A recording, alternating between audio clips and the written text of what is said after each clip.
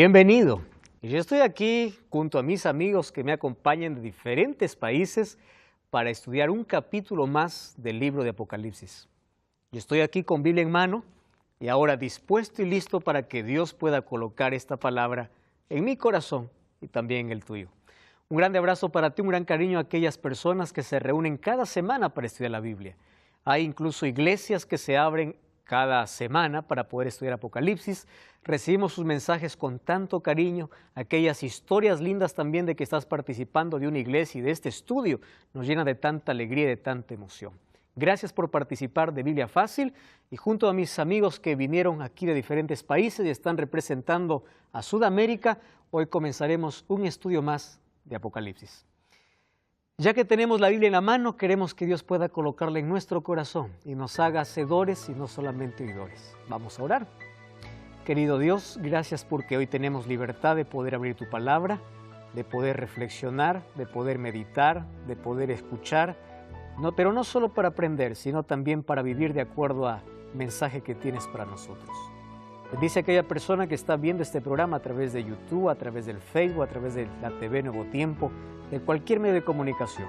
Tu Santo Espíritu hoy nos pueda una vez más iluminar para poder comprender tu verdad. En el nombre de Jesús. Amén. Hoy vamos a hablar acerca del trono de Dios. El trono de Dios es el capítulo 4 y 5 del libro de Apocalipsis. En el capítulo anterior vimos acerca del mensaje que Dios tiene para las 7 iglesias. ¿Cuál es la última iglesia? La Odisea. De paso, la Odisea significa pueblo del juicio, el pueblo del tiempo del fin.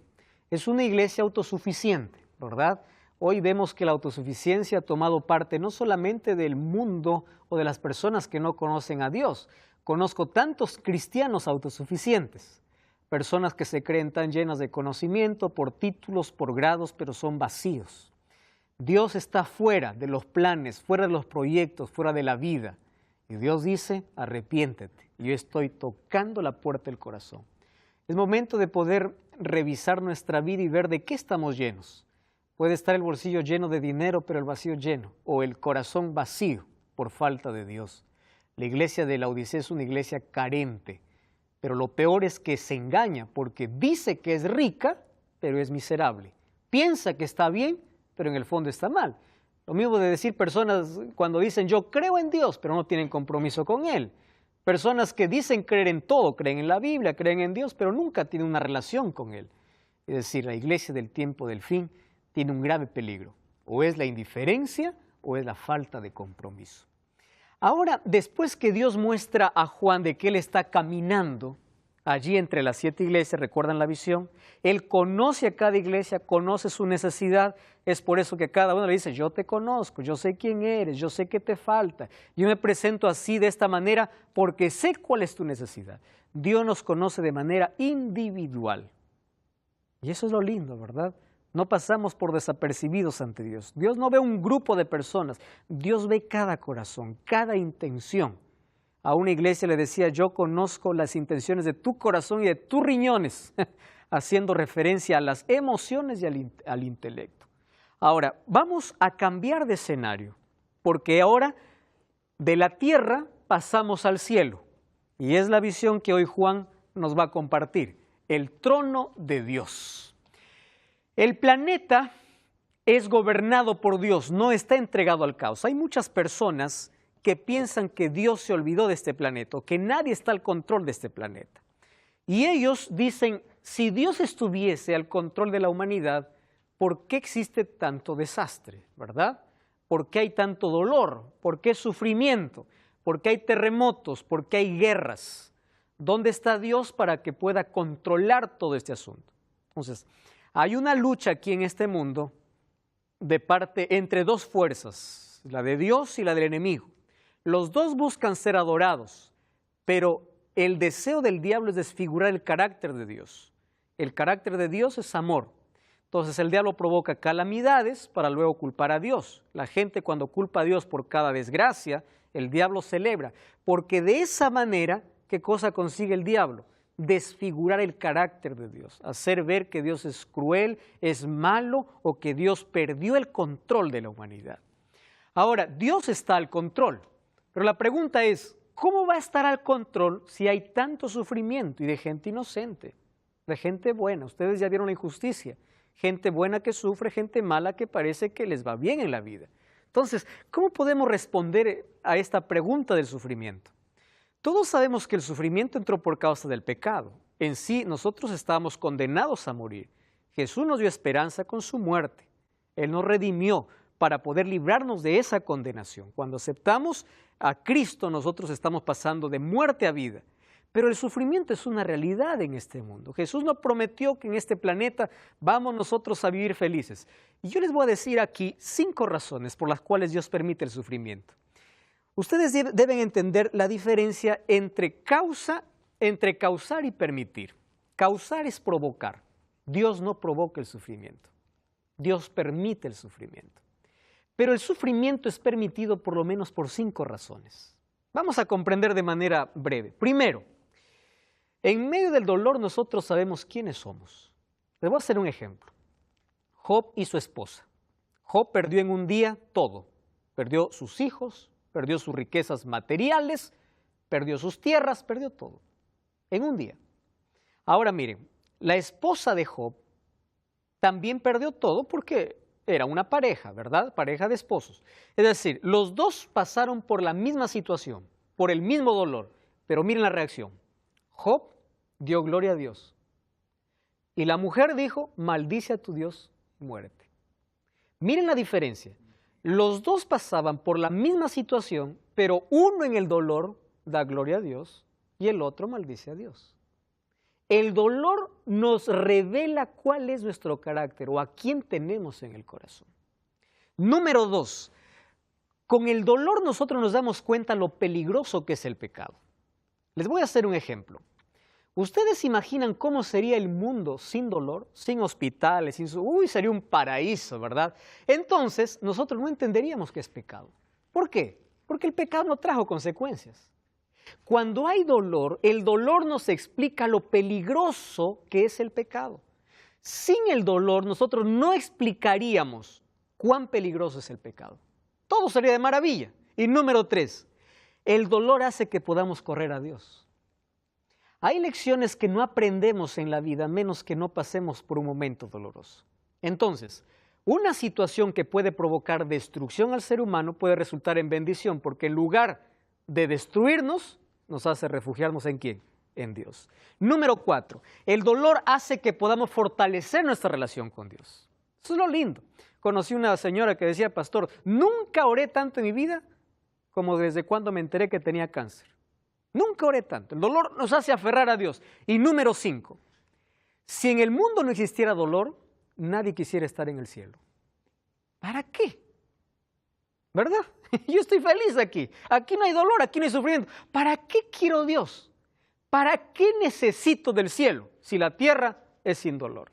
Entonces, el dolor no es causado ni provocado por Dios, pero es permitido por Dios, porque a través del dolor también somos alcanzados. Pero Dios está al control del universo. Ahora, el capítulo 4 nos traslada de la tierra al cielo. Ahora, no aparece Jesús caminando como sumo sacerdote entre las iglesias, sino aparece como rey. Capítulo 4, la escena se traslada al trono celestial. El trono está rodeado por seres celestiales para celebrar una ocasión especial, un evento específico y decisivo en la historia del universo. ¿Cuál es? Es que aquí Juan está a punto de ver cómo Cristo es exaltado y glorificado después que subió al cielo. La Biblia dice que fue a la diestra del Padre. Ahora, ¿cómo sucedió ese evento? Eso nos explica. Ahora, ¿cómo entendemos eso? El capítulo 3, versículo 21 dice, el que venciere se sentará conmigo en mi trono, así como yo he vencido y me he sentado con mi Padre, ¿dónde? En su trono. La promesa para el vencedor es sentarse ¿dónde? En el trono. Pero dice, tú te vas a sentar en el trono porque yo ya estoy sentado en el trono. Yo ya vencí. Ahora, ¿cómo es que Jesús se sentó en el trono? Ahora nos explica el capítulo 4 y el versículo 5. Miren, la palabra trono aparece 14 veces en el capítulo 4, es decir, es el centro de todo lo que sucede. 1 Timoteo 6:16 dice que Dios está rodeado de una luz extraordinaria. Ahora, en el capítulo 4 encontramos la majestuosidad. Y allí en el capítulo 4, Juan dice, vi que uno estaba sentado. Ni siquiera menciona el nombre de Jesús, nada. Uno, ese uno hace referencia ¿a quién? A Dios Padre. Él está sentado en el trono. El trono simboliza el derecho a reinar, el poder real, la autoridad sobre el reino. Estar en el trono significa el poder para reinar. Ahora, en ese trono hay esplendor deslumbrante, el trono de Dios es la fuerza controladora del universo. Ahora Juan va a ver cómo es el trono de Dios. Vamos a Apocalipsis capítulo 4, versículo 1 hasta el versículo 3, ¿sí? Vamos a Apocalipsis 4, 1 al 3. Allí dice, después de esto miré y había una puerta abierta en el cielo. Pablo, ¿tú puedes seguir leyendo, por favor? Versículo 1 hasta el versículo 3. ¿Del 1? Sí, del 1 al 3. Después de esto miré, y he aquí una puerta abierta en el cielo, y la primera voz que oí como de trompeta, hablando conmigo, dijo, sube acá. Y yo le mostré las cosas que sucederán después de estas. Y al instante yo estaba en el Espíritu, y he aquí un trono establecido en el cielo, y en el trono uno sentado. Y el aspecto del que estaba sentado era semejante a la piedra de jaspe y de cornalina, y había alrededor del trono un arco iris, semejante en aspecto a las esmeraldas. Wow. Solo hasta ahí, porque después vamos a seguir describiendo. Gracias, Pablo. Miren qué interesante. Ahí está el trono y ahí está uno sentado, Dios Padre. Miren la majestuosidad. No dice que el trono era una piedra de jaspe, dice, era como. Es decir, él no encuentra palabras para describir. Lo más parecido es esto, dice. No puede describir. Ahora, fíjense lo que está viendo aquí Juan. ¿Qué cosa está viendo? El santuario. ¿Recuerdan cuando Dios mandó a Moisés a hacer un santuario? El santuario tenía dos compartimentos, lugar santo y lugar santísimo. En el lugar santísimo estaba el arca del pacto y ahí estaba la gloria de Dios, el Shekinah. La gloria de Dios, ese Shekinah que estaba en el lugar santísimo, representaba en el cielo, ¿qué cosa? El trono de Dios. Dice, había una puerta abierta, ¿verdad? Y oí una voz que decía, con voz de trompeta. ¿Recuerdan qué significa voz de trompeta? La presencia de Dios. Ven y mire. Es decir, Juan es invitado a entrar. Y no solamente Juan fue invitado, recuerdan cuando Isaías también fue invitado. Y Isaías capítulo 6 también vio el trono de Dios. Daniel en el capítulo 7 también vio el trono de Dios. Ahora, si nosotros unimos todas esas referencias, aquí en Apocalipsis nos va a dar una idea extraordinaria de cómo es ese trono. Mas no está descrito de manera perfecta, porque está en un lenguaje humano, que no puede describir la perfección de allá, pero nos da una idea de lo que significa ese trono. Dice allí que en el trono, ¿qué cosa había? Un arco iris, ¿verdad? Y había, dice, un arco iris. ¿Cuándo comenzó el arco iris en la historia de este mundo? Con Noé. ¿En qué momento? Después del diluvio. Dios hace una promesa. Arco iris es igual a ¿qué? A promesa. ¿Cuál era la promesa que Dios hace? Nunca más será la tierra castigada con agua, ¿verdad? Entonces cada vez que llueve, dice tú vas a ver mi arco entre las nubes. Hoy el arco iris es usado como símbolo de una perversión. Sin embargo, es la representación de la promesa de Dios. Ahora, fíjense, ¿por qué es que el arco iris está encima del trono? El arco iris en sí es una ilusión óptica, ¿verdad? Uno ve el arco iris y uno se acerca y dice, va a abrazar el arco iris, y de pronto no abraza nada, es una ilusión óptica. ¿Por qué? Porque el arco iris es la unión ¿de qué? Del agua con la luz del sol. Es decir, es la mezcla de dos elementos, agua y luz del sol. ¿Qué representa el arco iris en el trono de Dios? Vamos a ver lo que dice el libro de Salmos capítulo 97, versículo 2. Karina, ¿puedes leer, por favor? Aquí dice, ¿qué dice Salmos 97, 2? Toma el micrófono allí. Salmo 97, 2. Dice así. Son la base de su trono. Justicia y misericordia. Correcto. Entonces, hay dos cosas que es la base del trono de Dios. ¿Qué cosa es? La justicia y la misericordia. ¿Cómo es formado el arco iris? Por la unión de ¿qué? Del agua y del sol. Justicia y misericordia, así como el agua y el sol, se mezclan para armar un arco iris. En el trono de Dios está mezclado ¿qué cosa? La justicia y la misericordia. En el trono aparece el arco iris como símbolo de su promesa y de su justicia y misericordia. Satanás anheló ese trono. Él quiso el trono de Dios. Por eso él se rebeló contra Dios. Sin embargo, allí nosotros encontramos algunos elementos interesantes, ¿verdad? Miren el versículo 4. Vamos a Apocalipsis capítulo 4, el versículo 4.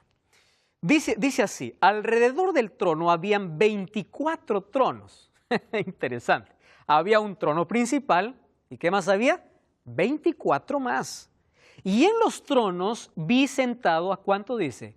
24 ancianos. La palabra anciano en la Biblia significa un ser digno, autoridad, ¿correcto? No significa alguien que esté en la parte final de la vida. 24 ancianos vestidos de ropas blancas con coronas de oro en su cabeza. ¡Wow! Ahora, si el arcoíris representa la justicia y la misericordia, ¿a quién representan los 24 ancianos? Vamos a ver sus características. Número 1, están vestidos ¿de qué? De ropas blancas. Número 2, tienen corona de oro. Pregunto, ¿a quién prometió Dios vestiduras blancas y coronas de oro? A su iglesia, ¿verdad? Entonces, por las características que aquí presenta, significa que estos son seres humanos que alcanzaron promesa. ¿Pero por qué 24? Vamos a analizar un poco este asunto. 24, ¿cuántas tribus representaban al pueblo de Dios en el Antiguo Testamento? 12 tribus. ¿Con cuántos apóstoles Cristo fundó su iglesia en el Nuevo Testamento? Con 12. 12 más 12, ¿a cuánto da? 24. Quiere decir que los 24 ancianos es una representación del pueblo de Dios en toda la historia, tanto del Antiguo como del Nuevo Testamento. 12, 12 igual a 24. Pero ¿por qué son 24 ancianos? Dice, ellos tenían ropas blancas, coronas de oro, allí en la cabeza. Muy bien, vamos a Mateo capítulo 27, ¿sí? Mateo capítulo 27, versículo 50 al versículo 53. Aquí nos va a aclarar este asunto. Mateo capítulo 27, versículo 50 al versículo 53. Miren lo que dice, este texto es impresionante. Mateo 27, 50 al 53. Dice así: Jesús, habiendo otra vez clamado a gran voz, entregó el Espíritu. Entonces el velo del templo se rasgó en dos, de arriba abajo. La tierra tembló, las rocas se partieron. ¿Está? Ahora, Felipe, ¿puede leer el versículo 52? Toma el micrófono, por favor. 27, 52. ¿Qué dice allí? Y se abrieron los sepulcros y muchos cuerpos de santos que habían dormido se levantaron. Wow. ¿En qué momento ocurrió esto? Cuando Jesús murió. Entregó el Espíritu. ¿Qué más dice? El templo se rasgó, sepulcros se abrieron y muchos cuerpos de santos que habían dormido se levantaron. Y después que él resucitó, salieron de los sepulcros y entraron a la ciudad santa. ¿Cuál es la ciudad santa? Ahora fíjense, cuando hace referencia a 24 ancianos, significa que hubieron personas que resucitaron cuando Cristo murió. Y según Efesios 4:8, ellos fueron llevados como primicias al cielo. Nosotros en la Biblia por lo menos encontramos a tres seres humanos que están en el cielo. ¿Se acuerdan en la transfiguración? Cuando los discípulos vieron a Jesús, ¿con quién estaba? Con Elías. ¿Con quién más? Con Moisés. ¿Y quién más está en el cielo? Enoc. Dios se los llevó. Tres personas, la Biblia dice con claridad que están en el cielo. Seres humanos. Ahora, a esos tres se unieron otros que también resucitaron. Y por las características que ellos tienen, entonces, ellos son la representación de la humanidad fiel que ya está en el cielo. Ahora, es interesante que nosotros podamos ver, esos seres humanos no están en el cielo para interceder. Hay algunos que dicen, vamos a interceder. Pastor, ¿y quién? A ver, ¿Pablo estará en el cielo? No. ¿Por qué no está Pablo en el cielo? ¿Por qué Pablo en 2 Timoteo 4, 7 y 8 dice, yo estoy listo para ser sacrificado, hablando de su muerte? Dice, pero me está reservada la corona de justicia en aquel día. Además, él no participó de la resurrección cuando Cristo murió. Entonces, si hay seres en el cielo, significa que hay representantes del pueblo de Dios, que son seres humanos, y están dando gloria a Dios.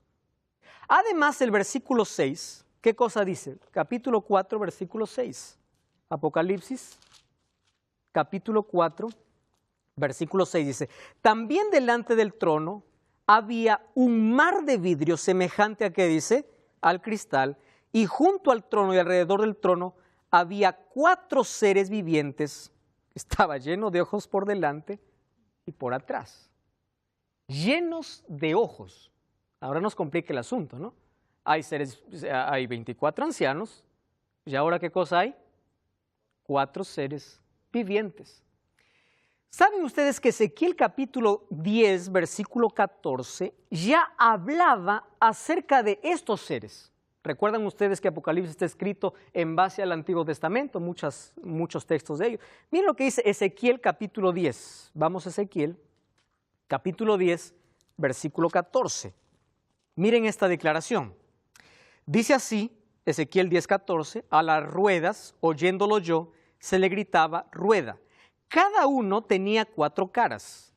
La primera era un rostro de querubín, la segunda de hombre, la tercera de león, la cuarta era de águila. Vamos al versículo 20, miren, versículo 20 al versículo 22. Estos eran los mismos seres vivientes que vi debajo del Dios de Israel junto al río Quebar, y me di cuenta que eran, ¿quiénes dice? ¿Qué eran ellos? Querubines. Cada uno tenía 4 caras, ¿y qué tenía? 4 alas y figuras de manos humanas debajo de ¿dónde? De sus alas. Vamos a volver a Apocalipsis capítulo 4. ¿Está bien? Apocalipsis capítulo 4, versículo 4 al versículo 6. Entonces dice alrededor del trono, o el versículo 6, dice, también delante del trono había como un mar de vidrio, semejante al cristal. Junto al trono y alrededor del trono habían 4 seres vivientes llenos de ojos por delante y por detrás. Versículo 7, ¿qué cosa dice? El primer ser viviente era semejante ¿a qué? A un león. El segundo, a un becerro. El tercero, rostro de hombre. El cuarto, un águila volando. Los 4 seres vivientes tenían cada uno 6 alas y alrededor por dentro estaban llenos de ojos, y de día y de noche decían sin cesar, santo, santo, santo es el Señor Dios Todopoderoso, el que era, el que es y el que ha de venir. Según Ezequiel, Ezequiel ya vio esta visión.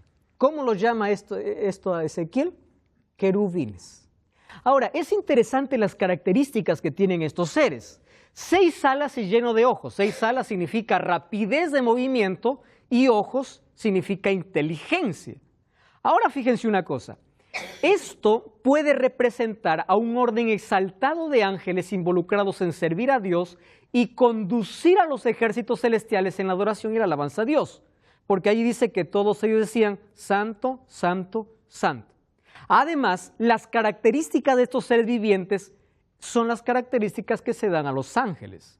Por ejemplo, Salmo 103:20 dice que los ángeles tienen fuerza como león. Hebreos 1:14 dice que tiene la capacidad de servir. Esto puede ser representado como un buey. Tiene inteligencia como un hombre. Lucas 15:10 dice que los ángeles celebran cuando un pecador se arrepiente. Y tiene velocidad de un águila. Entonces, 4 figuras también representan características de ángeles. Entonces, lo que se cree aquí es que esto es un orden exaltado de ángeles involucrados para servir a Dios. Pero también se dice que estos 4 seres vivientes, según la visión de Ezequiel capítulo 1, versículo 4 a 10, puede representar al pueblo de Dios en el Antiguo Testamento. Representar, pero son seres que existen, ¿correcto? Pero representan al pueblo de Dios en el Antiguo Testamento. 40 años estuvo en el desierto, 41 veces se movieron. Ahora, ellos tenían una manera interesante de ser organizados. Cada vez que el campamento se movía, ellos tenían 4 tribus líderes, ¿verdad? 4 tribus líderes. Cuando ellos se instalaban, el santuario estaba en el centro y las 4 tribus rodeaban allí el santuario. ¿Quiénes eran esas 4 tribus líderes? Era Judá, Efraín, Dan y Rubén. Se dice que estas 4 líderes tenían 4 símbolos. Por ejemplo, Judá tenía como símbolo el león.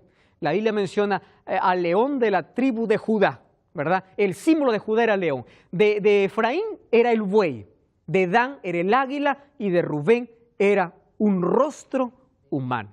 Entonces dice que ellos pueden representar, no es que son, representar al pueblo de Dios en el Antiguo Testamento. ¿Significa que el pueblo de Dios en el Nuevo Testamento no tiene representación? Hay algunas cosas que estuvimos analizando acerca del trono de Dios. Primero, que la justicia y la misericordia son la base de su trono y está representado en un arco iris, como aquel que es fiel siempre a su promesa. También vimos 24 ancianos que representa a la humanidad, o representa a toda la humanidad, ¿verdad? Desde el comienzo de los tiempos hasta el final, de redimidos. Y también vimos 4 seres vivientes. Allí vemos que ellos dan gloria a Dios, adoran a Dios, están al servicio de Dios y se dice que ellos pueden ser ángeles que tienen una orden especial para poder llevar a toda la hueste angelical a adorar a Dios.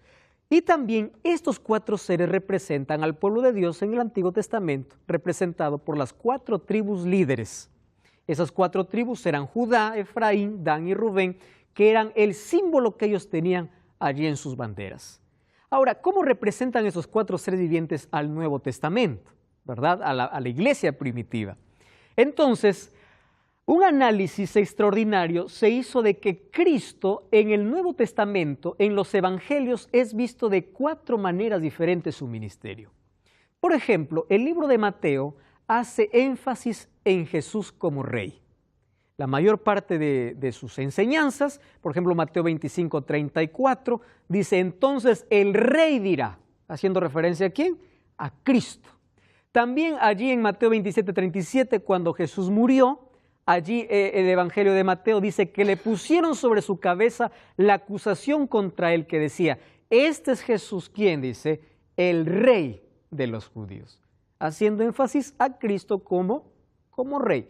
Nosotros vamos al Evangelio de Marcos y vemos que en Marcos Jesús es representado como siervo.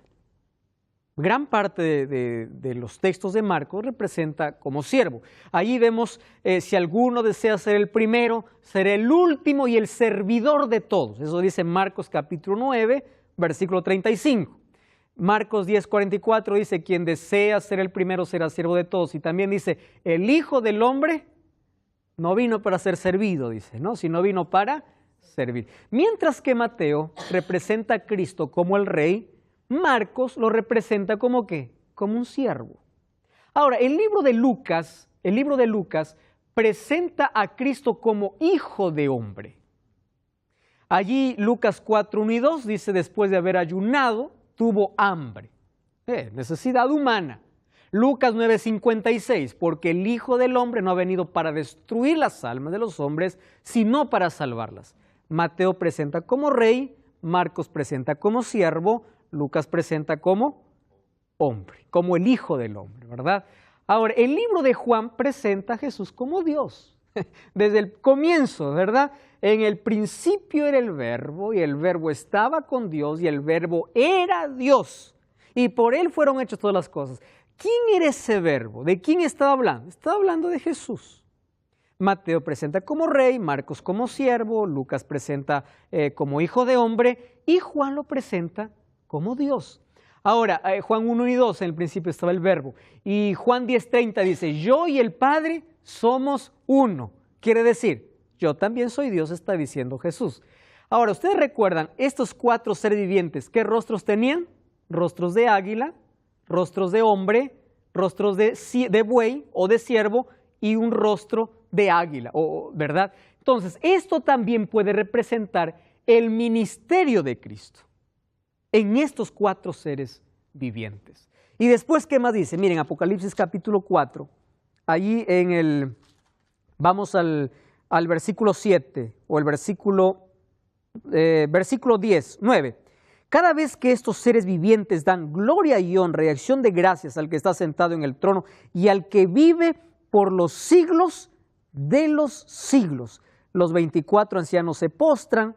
¿Y qué más sucede? Dice, allí adoran al que está sentado en el trono y al que vive por los siglos de los siglos, y dice, digno eres de recibir la gloria, la honra y el poder, porque tú creaste todas las cosas y por tu voluntad existen y fueran creadas todas las cosas.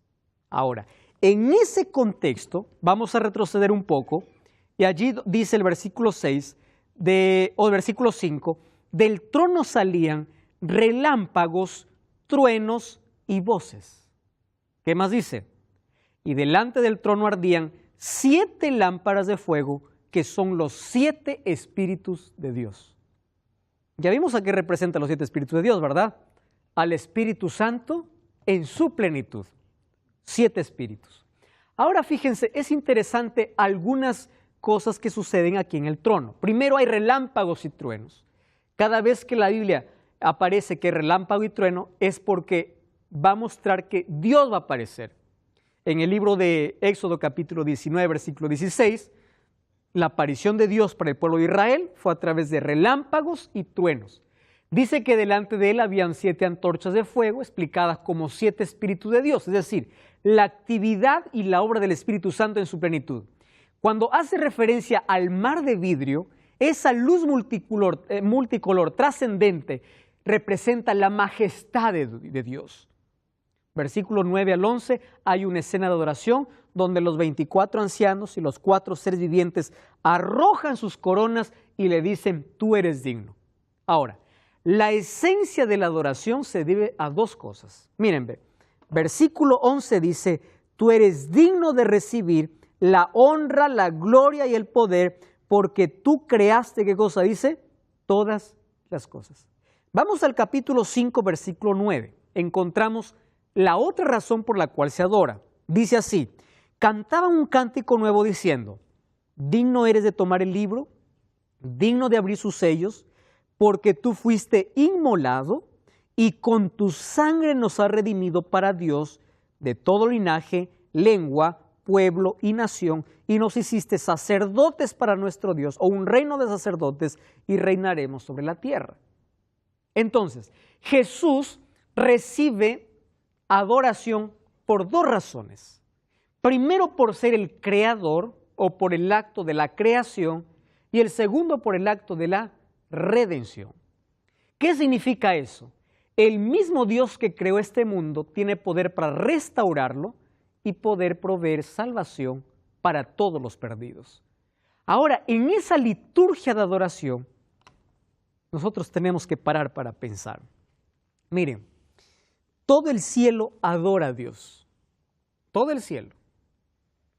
Cada momento dice, santo, santo, santo, tú eres digno de recibir nuestra adoración.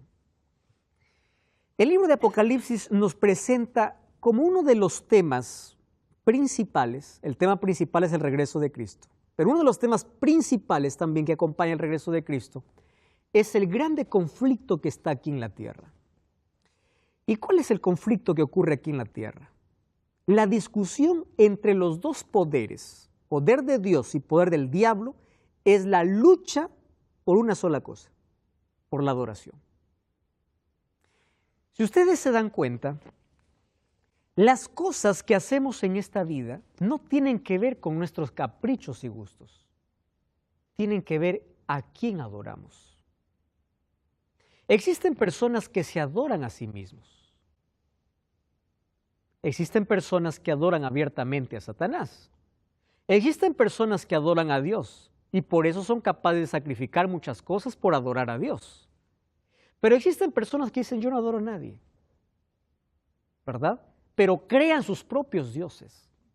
Es decir, el tema principal en esta tierra es adoración.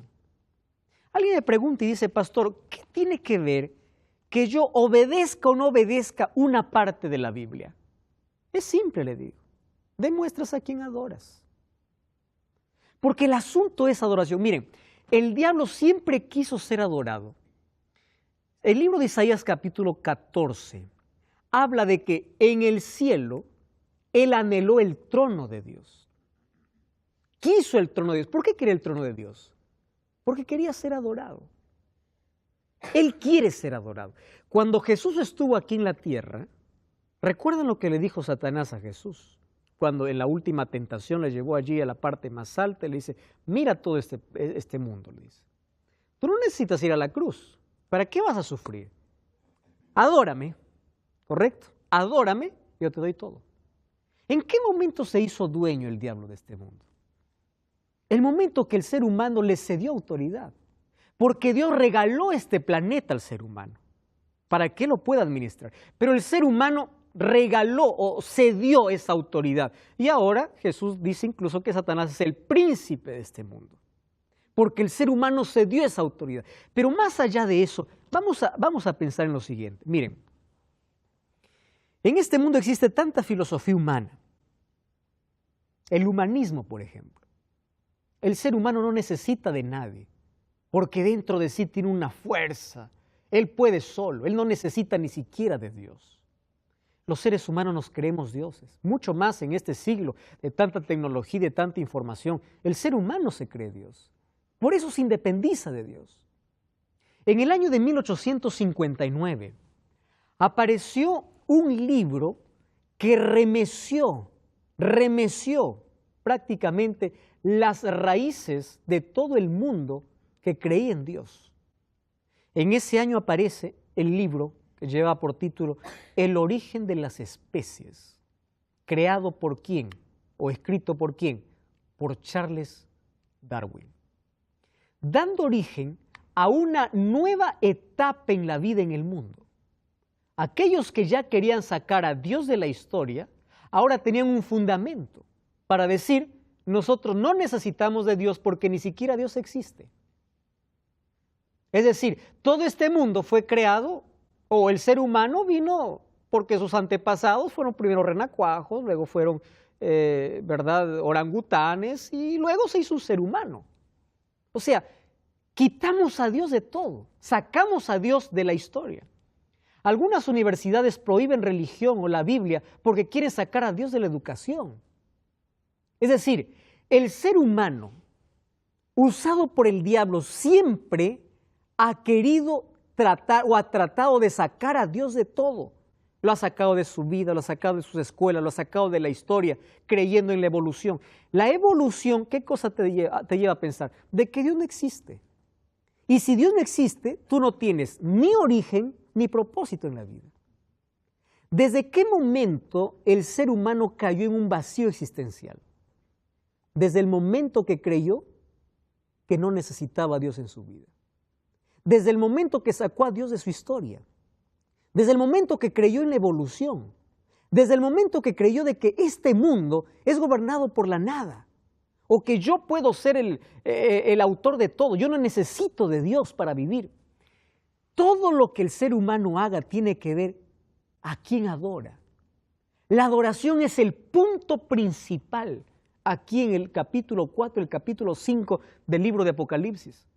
Alguien escribió lo siguiente: cuando tú pierdes la esencia de tu origen, tu vida cae en un vacío. ¿Saben qué cosa es preocupante? Hace algunos años incluso el Papa salió diciendo de que el libro de Génesis era un libro alegórico. Fue una noticia que movió al mundo. Quiere decir que el pecado es una alegoría. Si el pecado es una alegoría, Jesús es una fantasía. ¿Para qué necesitamos de Jesús si no hay pecado? Si el libro de Génesis es un libro alegórico, es un libro no real, es un libro simbólico, o es un libro que cuenta por ahí alguna historia que no fue real. Entonces, si no existe Génesis, no existe ni creación, no existe ni pecado, tampoco Salvador. ¿Se dan cuenta cómo el diablo ha tratado a través de toda la historia quitar la adoración que solamente es para Dios, cambiarla de dirección? ¿Hacia dónde? Hacia Él. ¿Y saben de dónde viene esta mentira? Desde el jardín del Edén. ¿Cuál fue la mentira que el diablo colocó en el corazón de Eva? Dos cosas. Primero le dijo, no morirás, no vas a morir. Dios te dice que vas a morir, no, mentira, no vas a morir. Por eso el diablo, el ser humano cree en la inmortalidad, y después de la muerte, etcétera, etcétera. Número dos, le dice, tus ojos serán abiertos y serás como Dios. Dios no lo sacó a Adán y Eva porque comieron un fruto. Comer el fruto significaba aceptar la propuesta del diablo. Comer el fruto significaba que ellos querían ser como dioses. ¿Por qué cayó Satanás del cielo? Porque quiso ser como Dios. ¿Por qué salió Adán y Eva del jardín del Edén? porque aceptaron la propuesta del diablo, ser como Dios. La desobediencia va más allá de comer un fruto, va en aceptar propuestas, donde el ser humano saca a Dios de su vida, saca a Dios de la historia y empieza a adorarse a sí mismo o a adorar cualquier otra filosofía, y en ese momento se hace un adorador ¿de quién? De Satanás. Ahora el capítulo 4 me enseña de que hay un Dios que gobierna por encima de todas las fuerzas humanas y conduce la historia hacia un final feliz. Por eso que Hebreos capítulo 4 versículo 16 dice: acerquémonos con confianza al trono de la gracia para recibir misericordia y ayuda oportuna. ¿Por qué? Porque hay un Dios soberano que tiene el control de la historia. Ahora, lo interesante de todo eso es que ese Dios está presente en los momentos más difíciles de nuestra vida. Si hay un Dios que gobierna el universo, hay un Dios preocupado por el ser humano. Hay dos cosas que tenemos que saber de Dios. Dios es trascendente y Dios es inminente. Trascendente significa que Él es el soberano de todo el universo y Él gobierna el universo, pero es un Dios cercano, no es un Dios lejano, es un Dios que se relaciona. Es un Dios que está a nuestro lado en todo momento de la vida. Sí, Pablo. Incluso en esa historia, cuando ellos pecan, ¿no?, por creerle al diablo, y va la sentencia justa por su pecado, que era la muerte, Dios también dio una esperanza, aunque ellos no lo entendieran, ¿no? Al darle ropas de pieles de animales, ya hubo un sacrificio de sangre ahí que apuntaba a la cruz. O sea, mismo ahí uno ya ve la esperanza de Dios diciendo: esto se perdió, pero yo lo voy a recuperar. Es que, Pablo, el plan de redención estaba desde antes de la entrada del pecado. Dios ya tenía un plan para ellos. Es por eso que el primer cordero que muere allí en el jardín del Edén, cuando alguien dice que Dios no cumplió su promesa, que no había muerte, muerte sí hubo, pero hubo una muerte sustitutoria. ¿Qué significaba? Adán y Eva merecían morir, pero no murieron Adán y Eva, murió un cordero, y ese cordero representaba a Cristo. O sea, que la gracia ya estuvo ahí. Siempre, el ser humano se salvó por fe y gracia, desde el comienzo, y así será la salvación hasta el final. Nadie se salva por obras o por méritos. Qué lindo, gracias por ese aporte. Ahora, ese Dios que tiene el control del universo, ese Dios que está en todo momento en la historia del ser humano, es un Dios tan cercano, un Dios que conoce las luchas, que conoce los problemas, que conoce las lágrimas, que no ignora el sufrimiento. Y es un Dios que nos acompaña en los momentos más difíciles de nuestra vida. Yo quiero hablar para ti que estás viendo el programa. Probablemente no estés en un momento fácil de la vida, estés pasando por una situación muy difícil. Estás allí acorralado por las deudas, estás allí en una cama, enfermo, estás pasando por sufrimiento y dolor. Hay un Dios que está allí contigo y está sufriendo contigo y está listo para abrazarte. Hay un Dios que tiene el control del universo, es el soberano del universo, pero también quiere tener el control de tu vida. Y es por eso que hoy, una vez más, insiste en tocar la puerta de tu corazón para decirte: déjame también ser soberano en tu corazón, soberano en tu vida. Permite que ese Dios de lo imposible haga hoy milagros en tu corazón. Hay un Dios que está dispuesto a hacer lo imposible por ti. Ya hizo todo por ti. Hay un Dios dispuesto a hacer milagros en tu vida. Probablemente el mayor milagro que Dios haga en tu vida no sea sanarte hoy del cáncer que está acabando tu vida. El mayor milagro sea darte la fortaleza para afrontar esa dificultad. El mayor milagro de Dios no sea cambiar hoy tu situación, sino cambiar tu corazón para que estés preparado para el reino de los cielos. Las cosas de esta vida son temporales. Este mundo, la gloria de este mundo tiene fecha de vencimiento. Sin embargo, la gloria que Cristo quiere darte es eterna. Es por eso que Dios una vez más se presenta como el soberano de la historia, como aquel que es digno de ser adorado. Los ángeles en el cielo lo adoran. En el cielo todo el día hay adoración a Dios porque Él es el Creador y Él es el Redentor. Y ahora nosotros, como seres humanos, que somos los beneficiados de esa creación, de esa redención, ¿cómo no dar gloria a Dios? Por eso que Apocalipsis capítulo 4 o el capítulo 14 allí dice, temed a Dios y dadle gloria. Dadle gloria, adora a Dios. ¿Cómo adoras a Dios? Buscando a Dios en primer lugar en tu vida, abriendo la Biblia, obedeciendo lo que en ella está escrita, yendo para una iglesia, cantando para Dios, adorando con el testimonio, con la vida. Todo lo que hagas o no hagas en esta vida tiene que ver con adoración. Ahora te pregunto, ¿a quién estás adorando? Muchos adoran sus iglesias, adoran sus pastores, adoran tradiciones, menos la Biblia, menos a Dios. Adora a Dios. Es momento de parar, de pensar y de ver que ese Dios soberano de la historia, soberano de este mundo, también pueda ser adorado y pueda ser soberano en nuestras acciones. Sobre tomar decisiones acertadas. Y la mayor decisión que podamos tomar es que decidamos adorar a Dios en cada momento del día. Adorar a Dios no significa ir una vez por semana a una iglesia. Adorar a Dios significa darle gloria con nuestra vida las 24 horas y los 7 días de la semana, y especialmente el día que Él separó para que Él también pueda ser adorado. ¿Podemos orar? Vamos a orar.